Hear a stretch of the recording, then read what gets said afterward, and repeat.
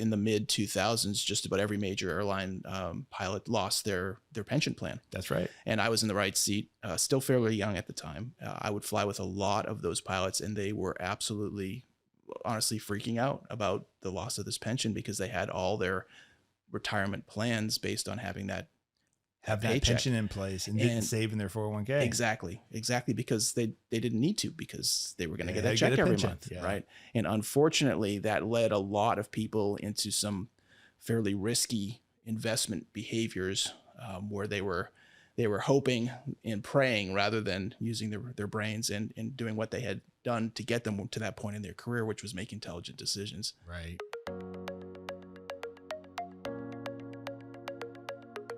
Welcome to the Wiser Retirement Podcast, where we believe the best financial advice should always be conflict-free. I'm your host, Casey Smith. Today, I'm joined by Airline Captain Evan Bogan. Good morning, Evan. Casey. How you doing? Thanks for having me back. Thanks for coming back. We've really spent some time together. Evan here is my own personal flight instructor, flight guide. I don't know, flight instructor, but flight sharer of good advice. Yes. Hopefully. He gets all my screenshots. Hey, would you fly in this?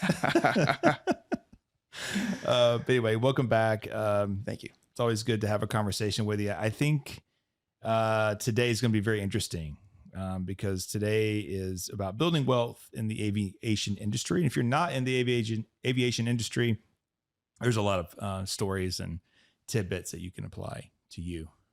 Absolutely. So, I think a lot of the experiences we have in the industry translate to many other industries as well. So when I started flying back in 2002, I was getting paid, I think it was around $17 to $18 an hour. That's a lot. Flying a Beech 1900 from Bar Harbor, Maine down to Boston, and then in the summertime over to Nantucket. Very nice. Martha's Vineyard and all that fun stuff. And being based in Bar Harbor, but living in Marietta, Georgia, I think I spent all my money in the commute and lodging. Yes. that I made when I was working. And there was a 401k plan, but there was no matching, and then in 2004, I transitioned out of that little small airline into Atlantic Southeast Airlines, which was Delta Connection, and started flying the CRJ. And I want to say my first year pay is probably around 38 to 40,000. If I had to guess that first sounds year. about right for that time of the industry. Yep. And so you fast forward now, it's unbelievable for those of us that started on poverty wages. My first job paid $10 an hour. Where were as you? a flight instructor, up in the Boston area. As a flight instructor. As a flight instructor. My first airline job eventually got on with a company called Business Express. That's right. I made $18 an hour to fly the Saab. Which you found out what? Swedish ain't airplane builders. Right? Strangely enough, that airplane didn't perform too well in the winter, which you would expect from a Swedish airplane. Yeah, that's why they had to sell it to us. Yeah, but up in that same area, it was pretty cool. In the Northeast. Yeah, Presque Isle, Maine, Bar Harbor, Bangor, places like that. So yeah. The industry back then was full of many of us that were there because we had a passion for it. No one got into aviation for the money back then. Right. And even prior to that, even more so. You had to have that passion to get through those years. Absolutely. There was not a lot of opportunity to put money into a 401k. I tried to, a few dollars here and there. Right. But times now have certainly changed. Pilots can be making six figures within a year or two of getting into the airlines. And for those of us that came up in the 90s and earlier, it's hard to believe. So absolutely. I mean, I get postcards in the mail still just because I have a CRJ type rating of going to the PSA, which would be an American carrier, right? For the they're offering a $200,000 bonus. Yeah, right now, just to show up. Yeah. That's crazy, unbelievable. But you didn't make, even as a captain back then, you were doing good to break $100,000 a year. A senior captain. Senior captain. Right. That's right. Right. That's right. So I think when you're making that kind of money, the financial planning is not something that you're concerned with, because you're worried about how many boxes of ramen noodles you're going to buy. That's right. And how long you can make that last, and how many free cups of coffee you can get in the crew room. Right. Yeah, pilots are known for historically for being penny pitchers and kind of being cheap, but in some sense, they came about it honestly, because that's how a lot of us had to start off our career. Absolutely. Was trying to figure out how to make a dollar stretch out for longer than most people would make a dollar stretch out. Right. It was always a dream. Those big paychecks were often, in the distance, and Right. we knew that it was going to take a while to get there. Well, the major airlines have always historically had pretty good pay, right? Sure. Relatively speaking. But the lifestyle that everyone thinks of an airline pilot it was really only the top 1%. Right. So it was the tail end of your career that you were panning for. Exactly. Everyone pictured, can't wait till I'm 64 on top of the seniority list. Everyone pictured the Pan Am 747 captain right. with the white hat and the 4 stripes. The Catch Me If You Can movie. That's right. Exactly. That's the image that everybody had. And there we were flying Saab 340s, staying at the Best Western, right. Hanging out at the breakfast buffet. Best Western is nice. Powdered eggs and and free coffee. When I was at Colgan, that's where I first started off. They didn't have overnights. It was out and backs. Oh, right. So yeah, it was, you were just literally on your own. And yeah, I had to tell the kids, it's like, I literally had to walk up the hill. I didn't have a car there. So I had to walk up the hill, up the airport drive to get to the airport. Cue the violins. Yes, that's right. I had to walk uphill, not both ways, unfortunately. Right. But, right. Had to walk uphill just to get to work. Yeah.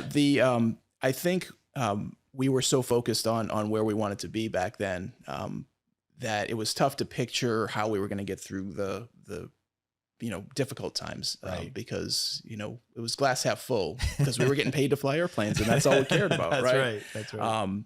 And then, things like 9/11, the financial crisis, COVID. Right. It's tough when you're 22 years old and doing your dream job a year out of college to think about, what if something goes wrong here? How am I going to buy those ramen noodles? And you went to Emory-Riddle. I did. So you were all sold in airline pilot. It was all eggs in one basket degree that I call it. I probably would have loved to have done that, but my parents with some wisdom said, hey, you need a backup plan. So my dad worked at Delta. He was over in tech ops, and he just observed the volatility of airlines. So I grew up, they call us Delta brats. So we had to wear coat and ties in order to fly non-rev.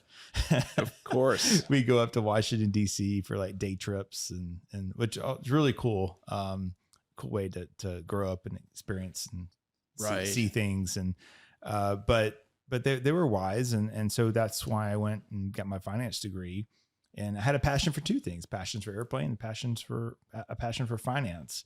But when you're all sold in, the world gets a little more scary, because we had to. So I got hired just after 9/11 by some miracle, right, up at Colgan, and then I wanted to be at ASA. I submitted a resume on the first of every month for 2 years. For 2 years before I was hired. I would sit next to ASA guys on commuting up to Boston and back on AirTran. Remember? Right. Oh yeah. On AirTran, and I would have my resume in my flight caddy and say, "Can you walk this into ASA for me?" Because I just wanted to be home. Yeah. I wanted to fly to Hartsfield. I wanted to be home, and I got the job, and then it was like a year later, everything just switched at the regionals, where you just had to have a pulse. Right. And now, instead of having 2,500 hours, it dropped to 600 hours, and it dropped to, do you speak English? I think one of the big takeaways, I was trying to figure out how to frame this, and I thought about we talk a lot about generations and the different experiences that the different generations have, but even that is too broad to talk about the experiences that airline pilots have in the industry, because a generation might span, 12 years, 15 years. Within that 12-year time frame, there's probably 3 or 4 different airline pilot experiences, you could say, depending on when you got hired. And one of the examples I use is I got furloughed in the post 9/11 downturn in 2003. So you were already at the I was at my major airline job at that point, and everything was great. Yeah. And I was fortunate that I had some seniority, about a little over 1,000 numbers below me. So I only got the tail end of the furlough. But had I been hired 6 months earlier, I would have missed the furlough and kept my job. Had I been hired 6 months later, I would have been furloughed for 5 years. I remember those guys. 5 years. Every number counted back then. Yeah. And that's one thing that I still tell people. It's hard for the current generation of pilots with the hiring that's going on now to think in those terms. But oh yeah, we work with hundreds of pilots, and the Delta pilots especially. I talked to a 25-year-old who I think could upgrade to captain if he wanted to at this point. Yes. Yeah. And I was like, this is when their market-based cash balance plan was coming out. And I said, I just had to pause for a second. I said, do you understand how good you have it? And he's like, I do. I think most of them do. I work with a lot of people in that of that age and that generation. And, you don't want to be the old guy. In the I know. You kids. But most of them seem to have an appreciation of the fact that they have an incredible opportunity because of, honestly, when they were born and when they got in the industry. Right. And, they recognize that those of us in the other seat might not have had that same experience. Yeah.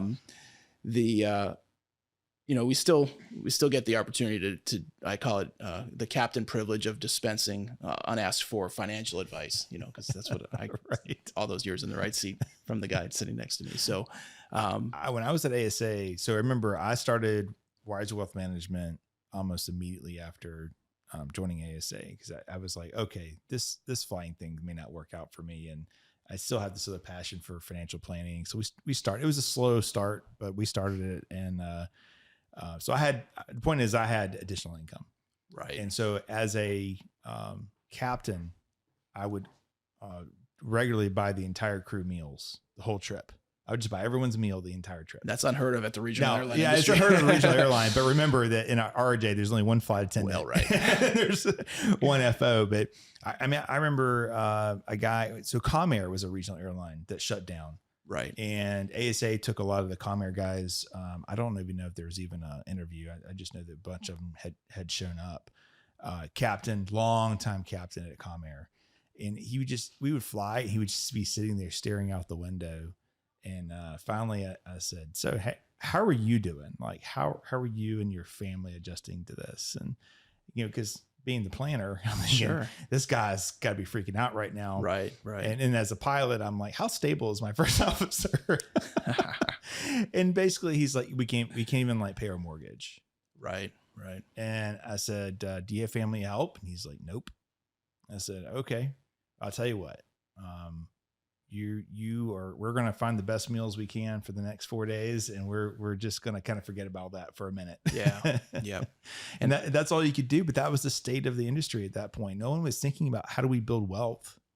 Right. Everyone was just like, how do I make my payment? How do I make my house payment? And it wasn't only pilots in that situation as well. In the mid 2000s, just about every major airline pilot lost their pension plan. That's right. And I was in the right seat, still fairly young at the time. I would fly with a lot of those pilots, and they were absolutely, honestly, freaking out about the loss of this pension because they had all their retirement plans based on having that pension in place and didn't save in their 401k. Exactly.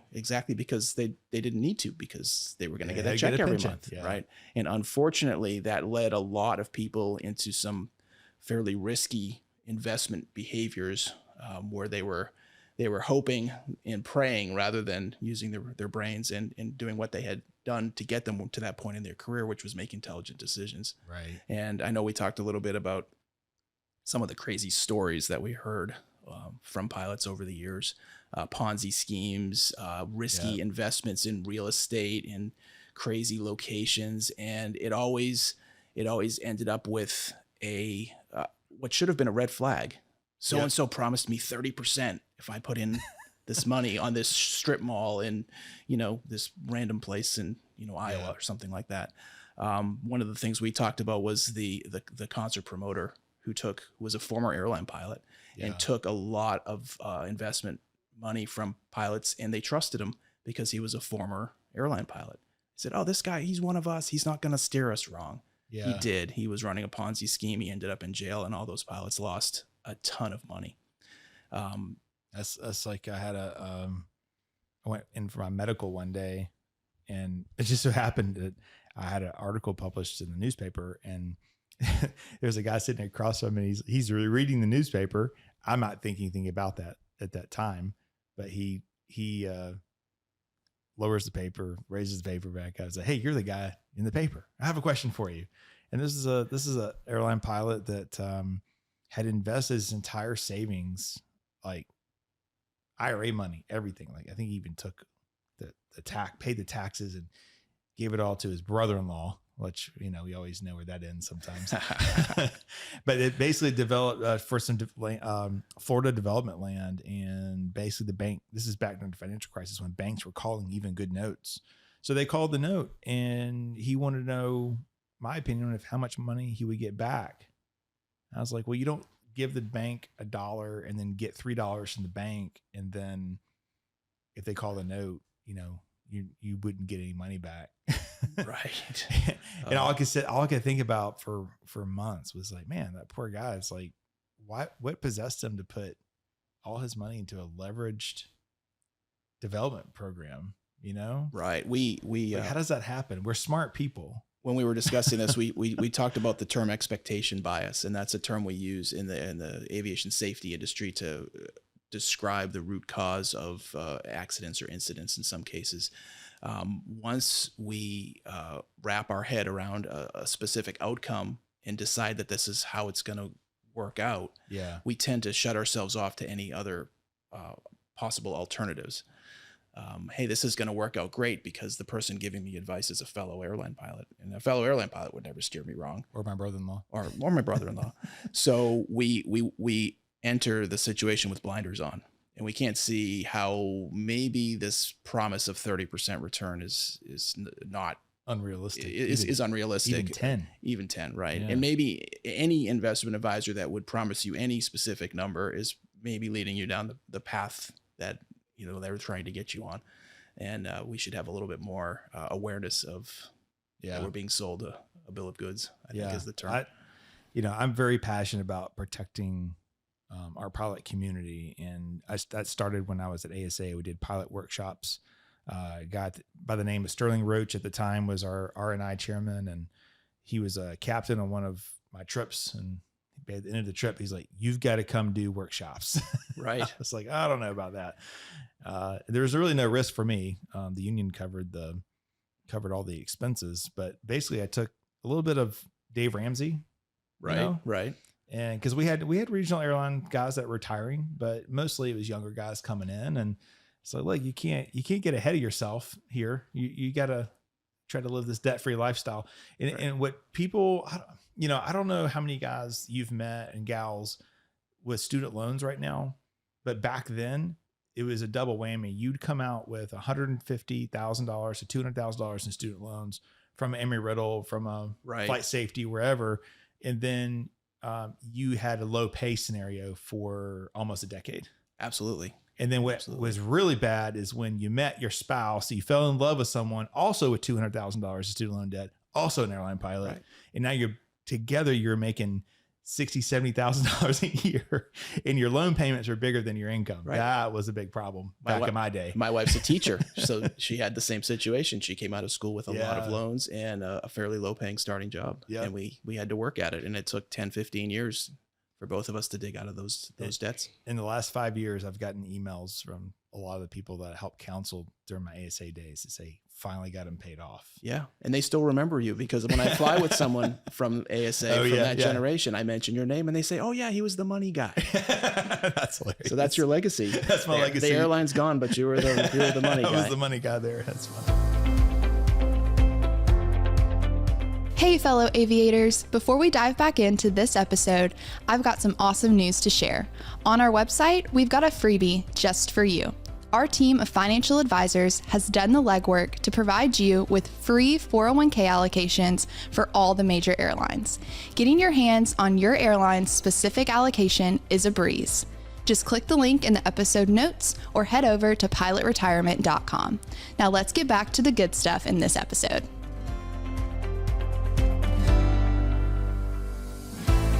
So there's something that's very passionate to me, and Evan, I don't expect you to chime in on this. This is my crusade. Sure.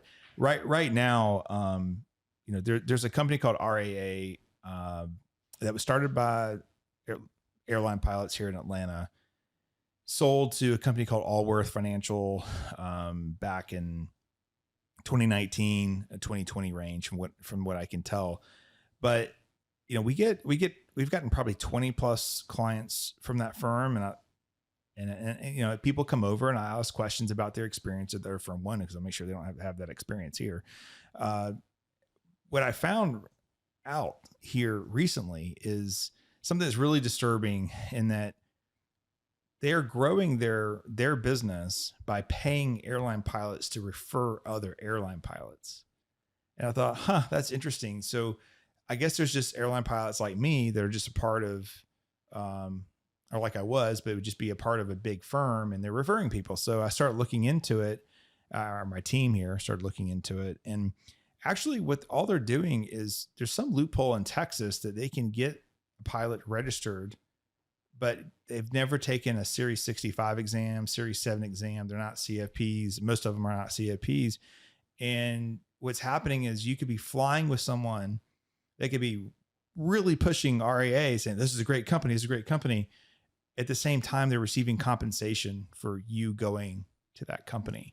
And that's a huge conflict of interest. That's kind of like a multi-level marketing program is what it is. I don't think that it should be allowed. The SEC does allow for it. It has to be disclosed, but I promise you, no one digs the way we did to find the disclosures. Right. But I think the people that are doing this should be, I don't mean exposed as they're doing something wrong. There's nothing illegal happening, but I don't know that they're actually telling people. Technically, if I flew with you and I said, hey, you should really come to Wiser Wealth Management, I would need to disclose to you that I was receiving compensation, because we're a fiduciary firm. Right. We're also a fee only firm. And so any conflict of interest or any commission that we would be getting would have to be disclosed. I don't know that that's being done. And what's disturbing is, I don't know if the people who are referring are really qualified to be referring, if you know what I mean. Right. Like to really give advice like that. One of the reasons why we decided to work with you several years ago was that as we got to the point where we were finally making enough money to consider investments and such, it occurred to me that I had one course in college, a 200 level economics course, and that was my entire financial background. And it's really easy to get a degree from the University of Google these days and think you know everything there is to know, right? Right. And airline pilots, one of the other cliches is that we think we know a lot about everything, more so than we actually do. And my wife and I recognized that it was about time we got some professional guidance. And the fact that the fee only that you mentioned, we can meet with you once a year, twice a year, and pay you for your time and receive the advice and take it or leave it. Right. Yeah. And it's worked out real well for us. Well, we're thank you for that. But we're passionate about, for the airline community, 401k plans have come such a long way. In fact, other industries should probably mimic what Delta, American, United, Spirit, JetBlue are all doing with their 401k plans, and that they're low cost, mostly being offered as index funds inside the plan. The average cost of the Delta plan and our models is around 5 basis points, or 0.05%. American's about the same. United's a little bit cheaper, 1 basis point cheaper, 0.04%. The problem I'm having with companies like RAA and what they're trying to do is they're trying to move your investments out of the 401k plan into the brokerage link, which is still a part of the umbrella of the 401k plan. Statistically, over a 20-year period, you have a 2% chance of beating the S&P 500. Right. So a lot of our models are pretty heavy S&P, and you diversify around that. So you have a 2% chance, but then when you move it out of the Delta plan into the brokerage link, your cost goes up. It goes up typically by 5x. So it's 5 times more expensive to be outside the Delta plan. And what these companies are doing is they're buying a lot of the same funds that are already in the plan. but the reason they don't use the plan is because they can't get compensated. So it has nothing to do about asset management necessarily. I mean, that's the service that they're providing is asset management, but in the end, they're collecting a fee, and that fee is paid to them in perpetuity. And that adds up. So when you add up a 0.5% fee, and let's say you got hired. My example, how we did the math here is like, oh, let's say you get hired at Delta around 32 to 35. Well, we didn't account for the 25-year-old. So it's going to be a lot worse for a 25-year-old. Yeah. But basically between age 32 to 65, it's just over $3 million in fees. That's amazing. So today's podcast is about building wealth. We're going to get into that here in a second, but that is the wealth destroyer. Adding a 0.5%. And quite honestly, it's really hard for us to see any other firm's performance inside the brokerage link, and just in how it's reported. But what I've seen thus far, and the 20 plus people that come from this one firm, is it's underperforming. And that's a lot of people complain. They say, well, I was in this fund, but it's underperformed the S&P over this time period, right? That's like, well, there's a reason for that, but let's put everything back. Let's put everything back on the traditional side. We have free allocations. That's how passionate I am about this. If you don't know what to do with your 401k, we monitor all the airline 401k plans. You can go to our website, click on the Airline Pilot link, and you can download a free allocation for your 401k plan. All the major airlines, Alaska, JetBlue, Spirit, Frontier, Delta, American, United, they're all part of that list. We monitor those on a monthly basis, and you can have that, because the important part is not the asset management. You can buy, if you don't know what to do, go buy the target date fund. But if you don't trust our models, trust the target date fund. The important part is financial planning.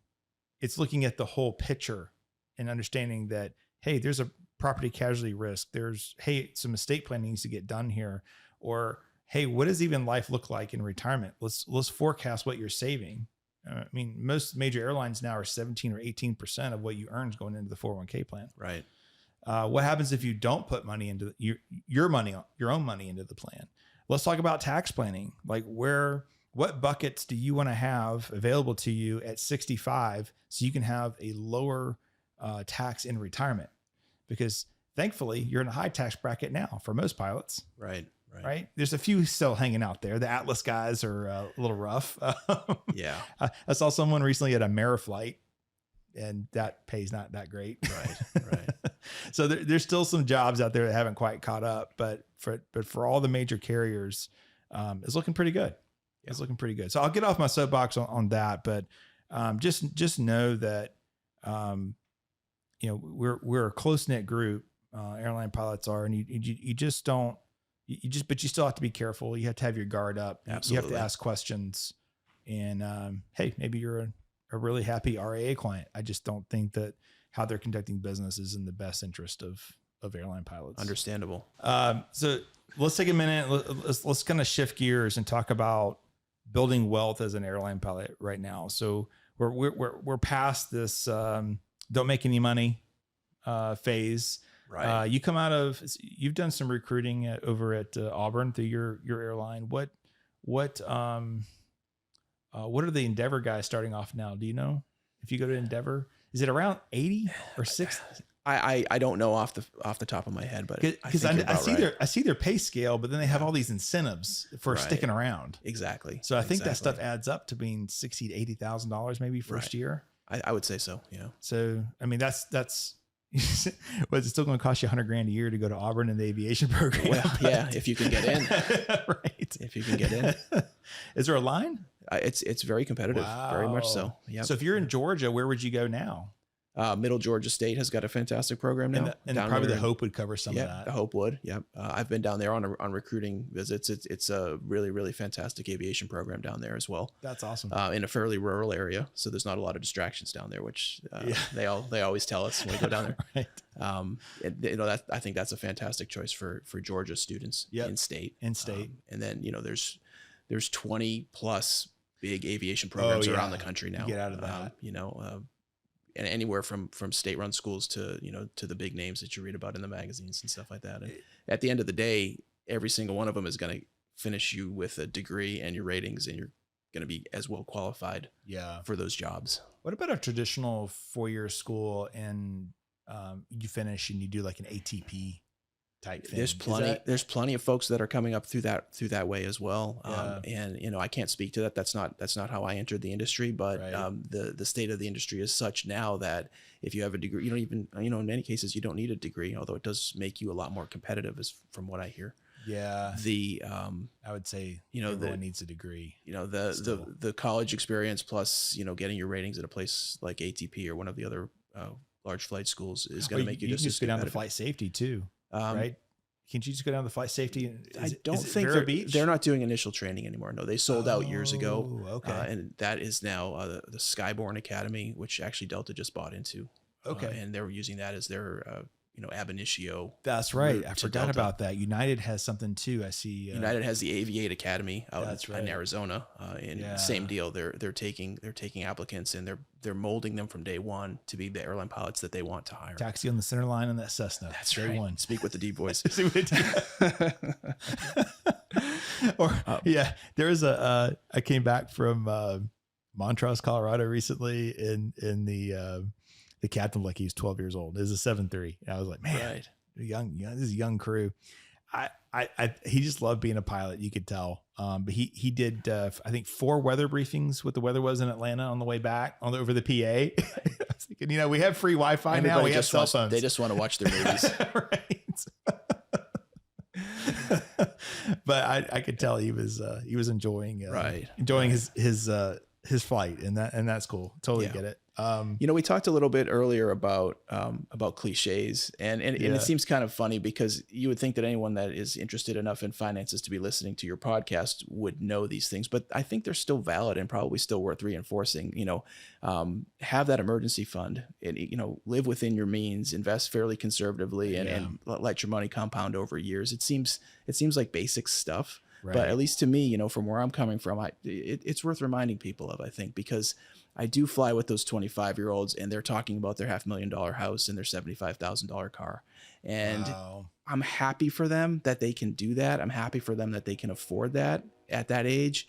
Yeah. But it's still, you know, in the back of my mind, I think, you know what, is that the best use of your money at that age and at this point in your career? Because what happens next year? What happens the year after? They haven't experienced the deep recession. Exactly. And 9/11 is something in the history books. That's true. If they were even alive. Yeah, that's very true.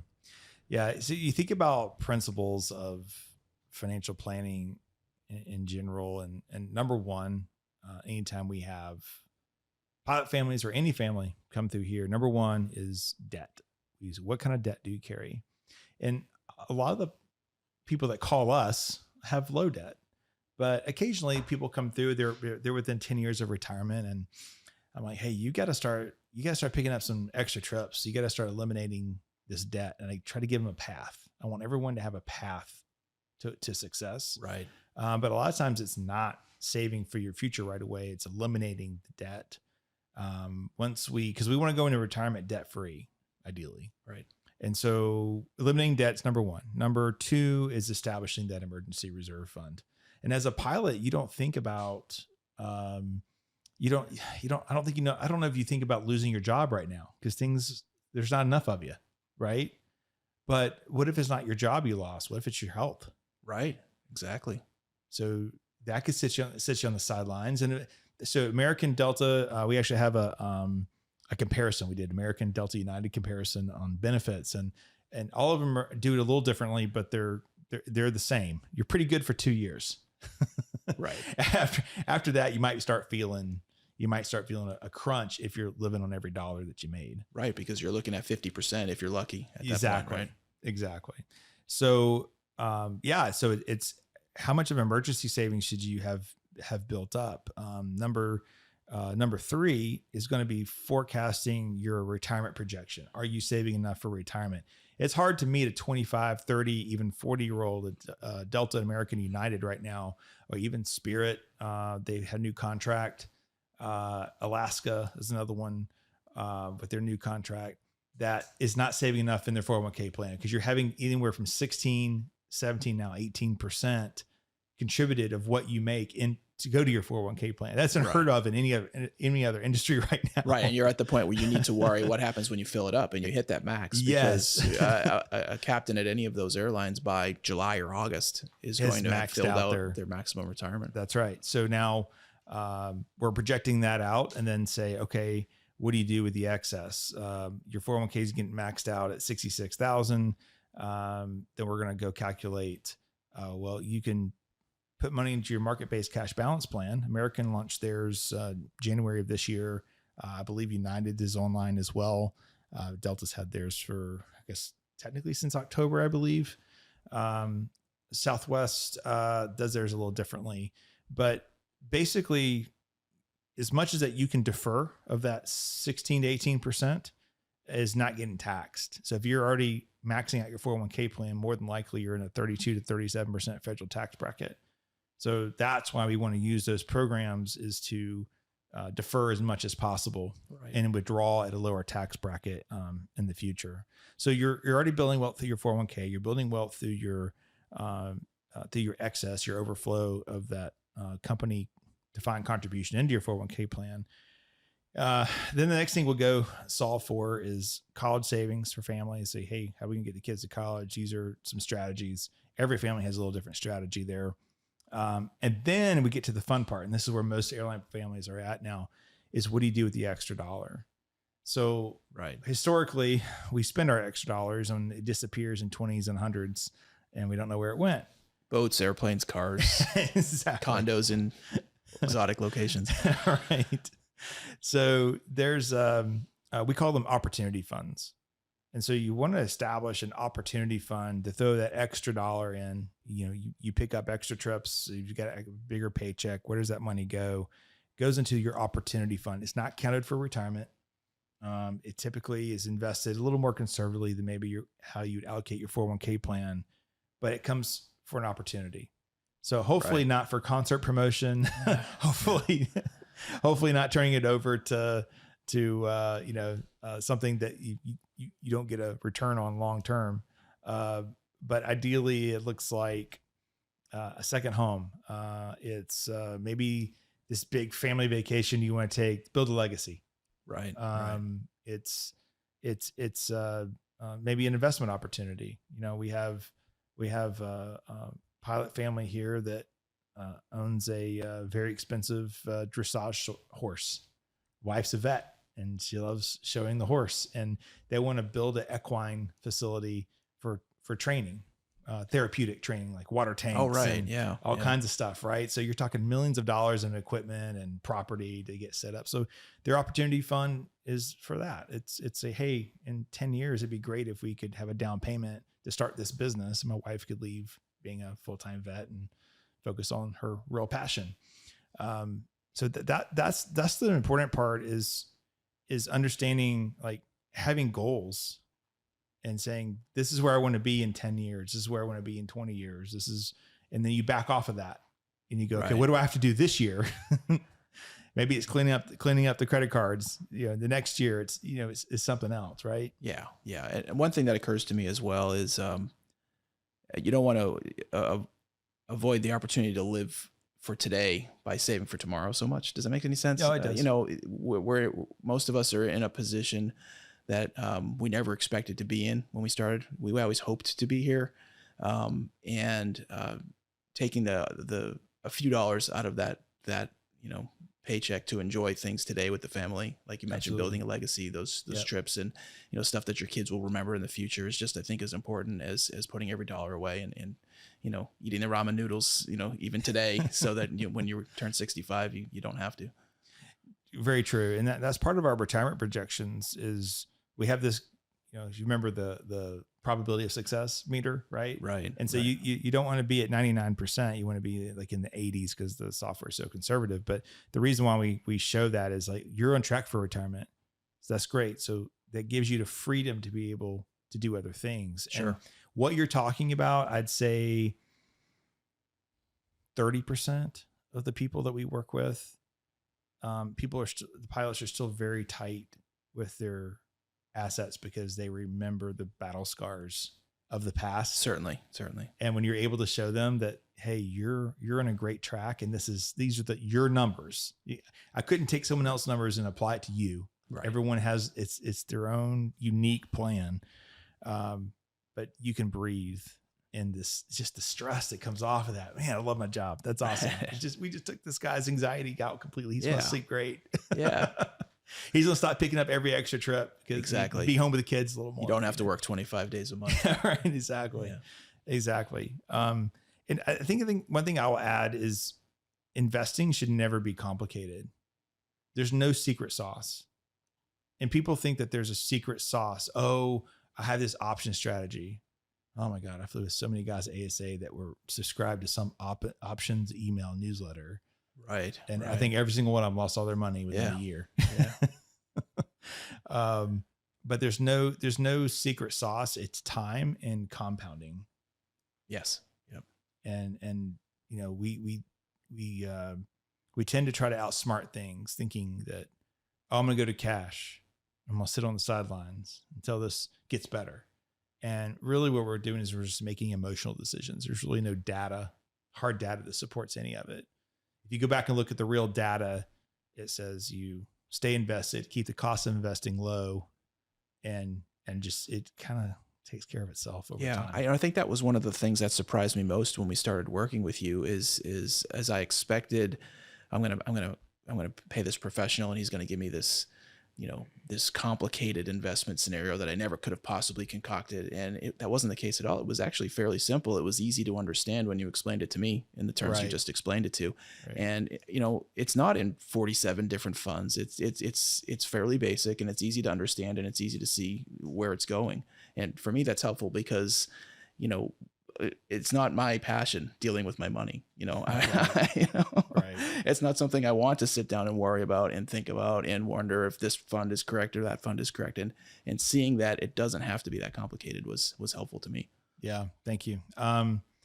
Well, it's, the airline industry, the airline profession is very interesting. I love living vicariously through our clients. I get, I think someone sent me a text message yesterday, flying out of Vegas, and it was a sunrise, and they're like, dude, check out the sunrise, and someone else sent, I know exactly what that picture looked like. The sun taking off to the west. As the sun comes up, it illuminates those mountains to the west of Vegas. It's beautiful. Absolutely. And then we had a beautiful, picture out of Seattle, the mountains in the background on a dusk arrival. So I love getting the definitely it's weekly pictures from somebody or some story, they call up and say, dude, you won't believe what happened. We won't talk about those on a podcast, but I totally get, where those come from. Yeah. But it's a great career. If you have someone that has a passion for this, there is a wide road, easy path to be an airline pilot right now. Doesn't mean that you won't struggle through training and learning and all that process, but but it's a lot easier than it was, for sure. It is. It's slightly off topic, but I will say that although that road right now is fantastic, that passion has to be there because it's not always going to be that well. When you do hit those hard times, those black swan events, the 9/11s, the COVIDs, the financial crisis, if you don't have that passion for the job to back up why you're there, it's going to be tough to get through. No, that's very true. That's true. And there'll be difficult times. You go through your initial training, trying to figure out what a hold is and how you hold and how you fly this ILS and how you fly this. Of course, you got much better instruments than when I was doing it. And then, there's usually a sim or two in dock that you have a trouble with, Sure. But I think that there's a lot of rewarding parts. It's also can be a lonely job too. I will just put that out there. It's I learned kind of midway through my aviation career that saying that you're a 777 pilot and flying around the world is very different than actually being a 777 pilot flying around the world. Certainly. Yep. So it's great to say you're that at the party, but to actually go do it. I just remember walking around Concourse E and F and Hartsfield, and I was like, holy crap, that guy's probably 50, but it looks like he's 95. Yeah, that international flying can be tough on you. It works great for some people. It's not something that interests me. I prefer short haul and being in my own bed as often as I can. Well, you and I are civilian guys. I think it's the military guys that they're a lot more used to it. They're more, they're more built for that. They've been doing it since their early 20s, I feel like. But that's cool. Well, Evan, thanks for coming on and doing this with us. It's a great time to be an airline pilot. It's a great time to be a lot of things. Honestly, there's a lot of industries that I think are operating at peak reward right now. And this just happens to be airplanes and finance, two things that I'm very passionate about. Absolutely. Thank you for having me.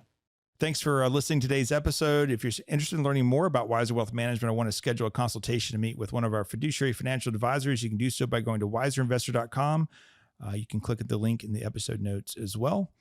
We have 3 other airline-related podcasts you might be interested in. Episode 194, Delta, American, and United, who's got the best pilot retirement offering.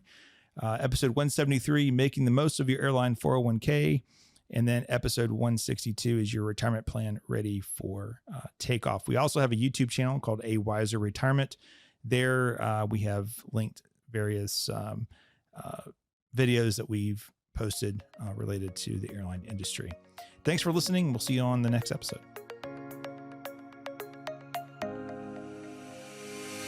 Thanks for listening to a Wiser Retirement podcast. We hope you enjoyed today's episode. Make sure to subscribe wherever you're listening. That way you don't miss any new episodes. We'd also appreciate if you could leave a rating and review. If you have any questions about anything that was discussed today, head to wiserinvestor.com and reach out. This episode was produced by Edward Resendez.